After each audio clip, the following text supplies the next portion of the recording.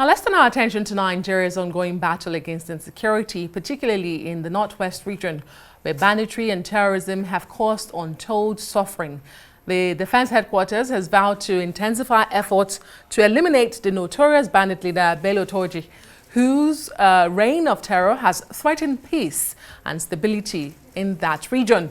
At a crucial briefing held earlier today, Nigeria's Chief of Defense Staff, General Christopher Musa, reaffirmed the military's commitment to ending the banditry and terrorism that have plagued the country's northwest. A strong message was sent to both bandit leaders and the communities that have been affected, as General Musa vows that notorious terrorists and Kingpin Turji would be eliminated in the shortest possible time. Ideally, we have overviewed the entire operation and realized that we need to harmonize our operations together. If you notice, we have Operation Hadarin Daji and Operation Wild Stroke, both within the northwest region. We have seen the need for us to harmonize those operations into one operation like we did in the northeast, where we have Operation Hadinkai. The same thing is being done now for the northwest operation. We have one unified operation. It's going to be called Operation Fansan Yama. Fansan Yama, for those of us that know, it's securing the west. Now, the intention is to ensure that we synergize all our efforts in addressing the security challenges in the northwest. The intention of the bandits is to just show that they are present. It is acts of criminality, and that's why we're appealing to Nigerians not to provide any support. For more on this, I'm joined on the show by security analyst Dr. Kabir Adamu. Thank you so much. He joins me virtually today. Good to see you, Dr. Adamu. My pleasure. It is good to see you.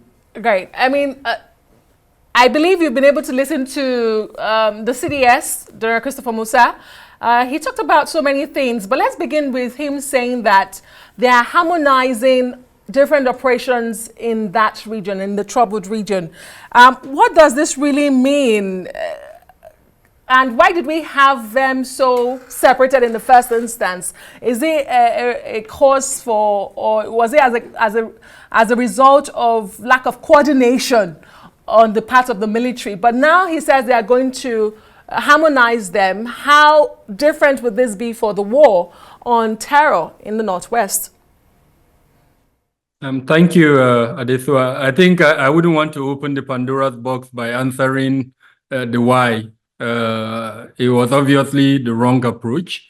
There are 7 states in the northwest, and at the moment, those 7 states are the most security challenged states in the country. At least 3 to 4 of them: Zamfara, Kaduna, Sokoto, and to an extent Kaduna. They are arguably the most security challenged state. And then if you add the coterminous states in north central, like Niger State, to these 4, then you find out that we should have placed priority in addressing the security challenges in them. Now, just like the CDS rightly indicated, there are several ongoing operations, and most of them actually disjointed. Some of them joint operations. Others are operations that are being carried out by single units or departments. And then this idea to harmonize the agencies, I think, is extremely good. What it would do is it would bring all the forces together. And hopefully, and this is one thing that has been missing, so I'm hoping that the National Assembly would also step in. Now, what we've seen in the past is that this type of operations are introduced and no timelines are given to them, no objectives in terms of what they are meant to achieve is clearly stated out. So now that he's mentioned they are going to harmonize, I'm hoping that they will put out, in clear terms, the intentions and the objectives, and more importantly, that the National Assembly would step in and ask critical questions regarding the timeline and, of course, the expected objectives of the operation. Other than that, I think it's a very good development. It also aligns with the President's renewed hope agenda, where we were told that for each region, a security strategy will be developed. So I'm hoping that this operation, this harmonization of the military operation would key into whatever strategy the current administration is evolving to address the issues in the Northwest. Indeed. General Musa promised that the band leader, Bello Turji, will be captured or killed soon. Let's manage the expectations of the people of the Northwest. Is this a realistic promise? When you also consider that only recently he had placed a 30 million naira levy on the people to get secured. And so when the military says, don't pay, we are going to kill him soon, or we're going to capture him soon, is this a realistic promise that the people can really hold on to? So as you know, Adeswa, I run a security firm, and we have a platform where we collect the feelings of the people and their responses, as it were. Now, after that statement, we tried to gauge the pulse of Nigerians, including residents of the security challenged communities in Zamfara, Katsina, Sokoto, where Bello Turji reigns supreme, as it were. And I must say that the trust deficit at the moment is extremely high. Most of the reactions we received, including on professional platforms, indicate that lack of confidence in, unfortunately, the CDS statement. I respect him a lot. He's brought in several changes. He's also a man of purpose, of sincerity.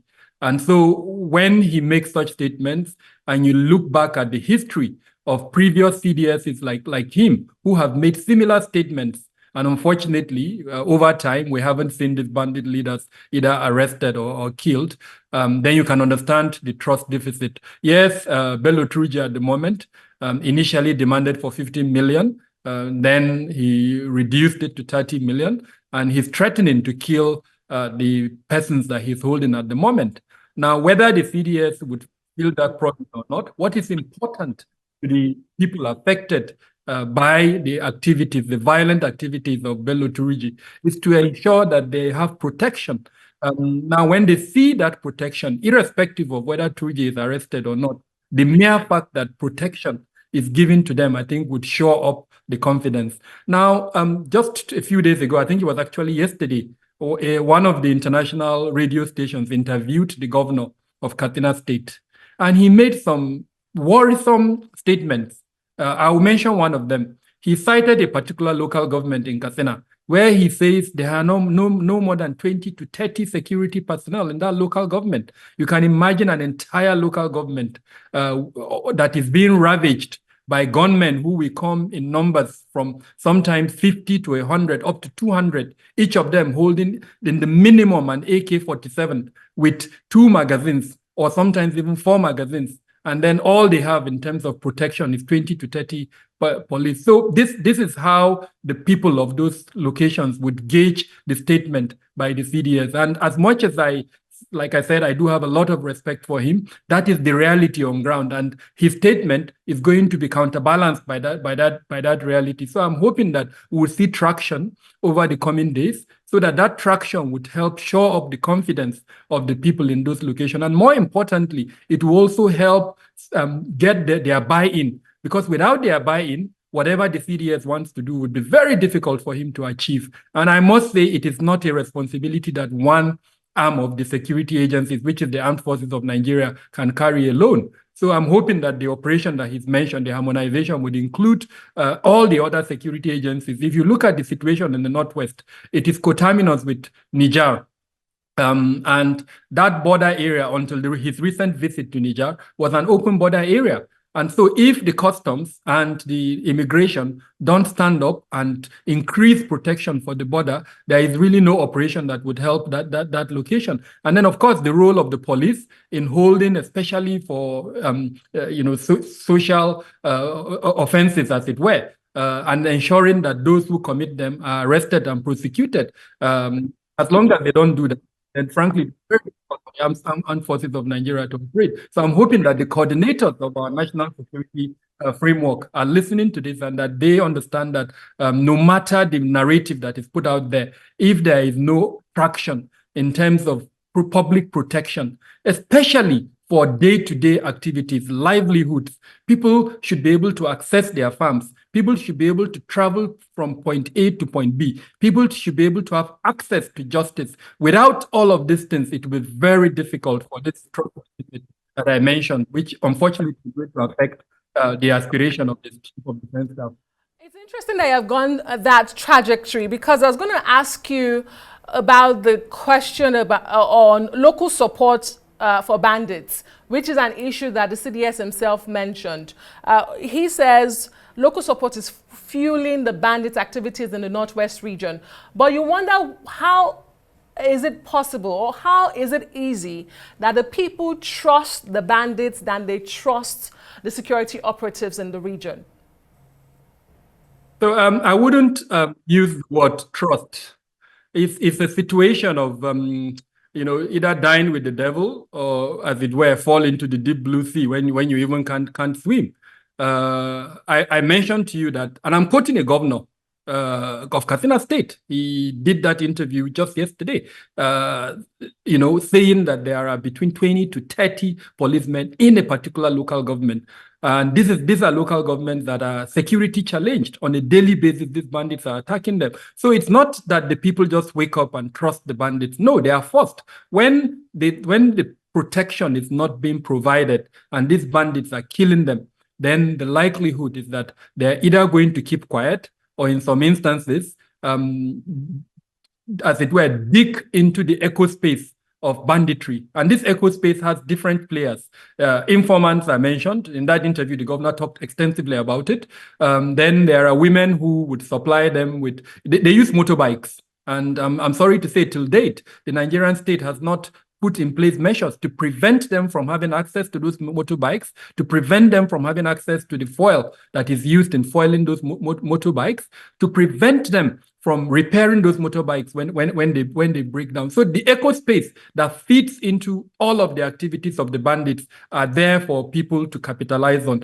Drugs, women of virtue, name them, all of those things. And then thirdly, that is why, because the economy is in a very difficult period at the moment, it's become really easier for these bandits to incentivize people, as it were. So it's not so much as trust, but circumstances that have led people. And if we're going to reverse it, because remember, in every situation of conflict, especially one that is of either terrorism or the type of banditry we're seeing in the Northwest, there are three elements: the elements of the perpetrators, the element of government, and then the element of audience.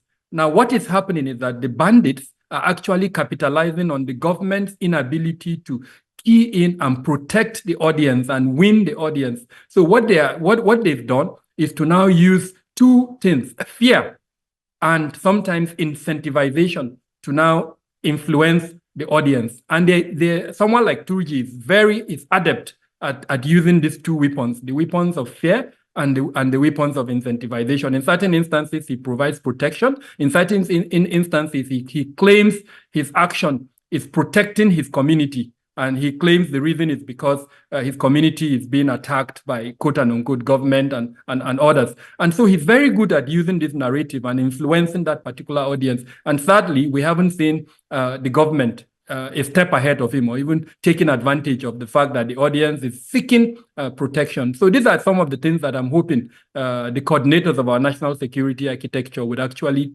look at closely. I sometimes feel sorry for the CDS, because frankly, a lot of these things are not his to do. They are more for the other persons within that space. But he's forced to do them because we've woken up in Nigeria, and with that responsibility kind of lies on the military at the moment. Okay, Dr. I was going to ask you two more questions, but very quickly we're out of time. I wanted to ask you, The idea touted by the CDS today to make the communities first responders to attacks, somewhat like a civilian JTF.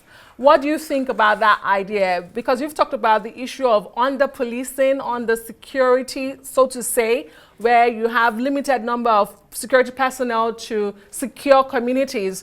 Do you think it's something that can work? And how would this really work? Are we going to weaponize the system?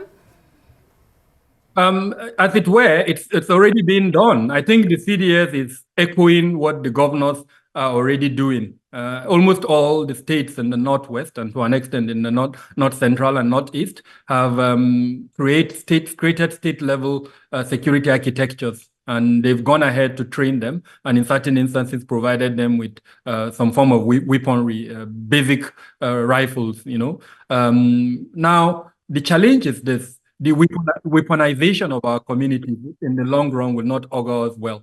So I'm hoping that even the CDS understands this and that they approach this in a better manner. There are at least 6 options when you are addressing violence of this manner. And weaponization is not any one of those 6 options. So I would advise that all those who are treading that path be very, very careful. The more we weaponize, the more this issue becomes institutionalized, and addressing it becomes a huge, huge challenge. In the course of our interview, I've mentioned some gray areas, some gaps that I believe should be blocked. And once they are blocked, we don't really need to weaponize. Decapitation, just like the CDS has mentioned, is an option. But then when you decapitate, you also need to prevent weapon acquisition. You also need to prevent, especially the recruitment by the group. And then you also need to, the narrative that they are sending, which is allowing them to continue their activities. You need to change that narrative. And it's